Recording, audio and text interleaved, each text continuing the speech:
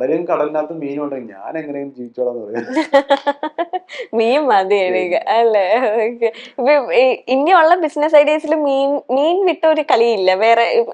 നമുക്ക് കുറച്ചൊരു ബ്രാൻഡ് ആയി കഴിഞ്ഞാൽ നമ്മൾ വേറെ ഇതിലേക്ക് ഇൻവെസ്റ്റ് ചെയ്യാനോ അല്ലെങ്കിൽ വേറെ ബിസിനസ് ഒക്കെ തുടങ്ങാനൊക്കെ ആഗ്രഹിക്കുന്നവരായിരിക്കും. മോളെ കല്യാണം കഴിച്ചപ്പോഴേ മരുമോൻ വന്നപ്പോ എന്നോട് ചോദിച്ചു, ചാച്ചന് തന്നെ ചാച്ചന്റെ അടുത്ത് ഇതല്ലെങ്കിൽ അടുത്തൊരു സെക്കൻഡ് പ്രിഫറൻസ് എന്താണ്? ഫിഷാണ്. അതിന്റെ അടുത്ത് അത് മച്ചിലിയാണ്. എന്തായാലും നമുക്ക് അറിയാവുന്ന പണി. ഇനിയിപ്പോ ഞാൻ ഇത്രയും ഒക്കെ ആയി, ഇനി വേറെ പുതിയൊരെണ്ണം പഠിച്ചു വരാൻ ചിലപ്പോ എന്നെ കൊണ്ട് നടക്കില്ലായിരിക്കും.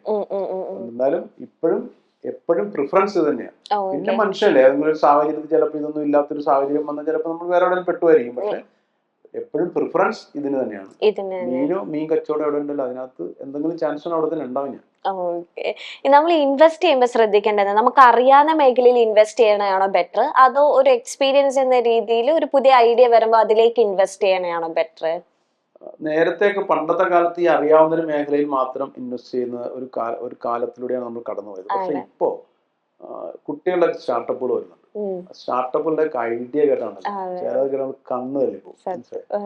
ഞാനൊക്കെ കുറെ കേട്ടിരുന്നിട്ട് അവിടെ ഒന്നൊരു പറഞ്ഞാലാന്ന് ഞാൻ പറയും. ഞാൻ സ്റ്റാർട്ടപ്പ് മിഷനിലെ ക്ലാസ് എടുക്കാൻ പോകും.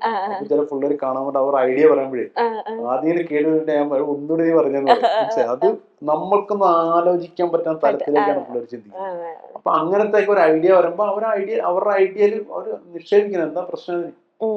എനിക്ക് അറിയാവുന്നതിൽ മാത്രമേ ഞാൻ നിക്ഷേപിക്കൂ, അല്ലെ എനിക്ക് നിക്ഷേപിക്കാവൂ എന്ന് ഞാൻ പറയുന്നത് അത് എന്റെ കാലത്ത് അങ്ങനെ ആയിരുന്നേ.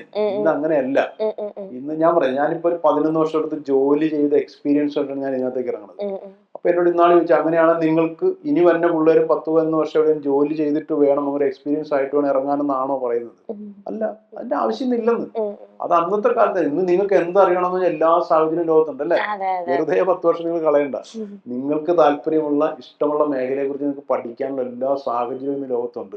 അറ്റ്ലീസ്റ്റ് അതേ മേഖലയിൽ ജോലി ചെയ്യുന്ന ബിസിനസ് ചെയ്യുന്ന ആൾക്കാരോട് സംസാരിക്കാനുള്ള സാഹചര്യമുണ്ട്. അവരിതുപോലെ പറയുന്നത് കേൾക്കാനുള്ള സാഹചര്യമുണ്ട്. അവരുടെ അടുത്ത് വരും സംസാരിക്കാനുള്ള സാഹചര്യം, എല്ലാ സാഹചര്യവും ലോകത്തുണ്ട്. അപ്പൊ അതെല്ലാം ഉള്ളത് കൊണ്ട് നിങ്ങൾ വെറുതെ 10 വർഷം ഒന്നും കളയണ്ട. നിങ്ങൾക്ക് അറിയാവുന്നതിൽ മാത്രമേ മുടക്കൂന്നും പറയണ്ട. നിങ്ങൾക്ക് അറിയാൻ പറ്റുന്ന, അല്ലെങ്കിൽ എനിക്ക് ഇതിനെക്കുറിച്ച് പഠിക്കാമെന്ന് പറഞ്ഞാൽ പഠിക്കാവുന്ന കാര്യം ഇന്ന് ലോകത്തുള്ളൂ. അങ്ങനെ പഠിക്കുന്നതിനകത്തേക്ക് നിങ്ങൾ ഇൻവെസ്റ്റ് ചെയ്യുന്നതിലൊന്നും ഒരു തെറ്റുമില്ല.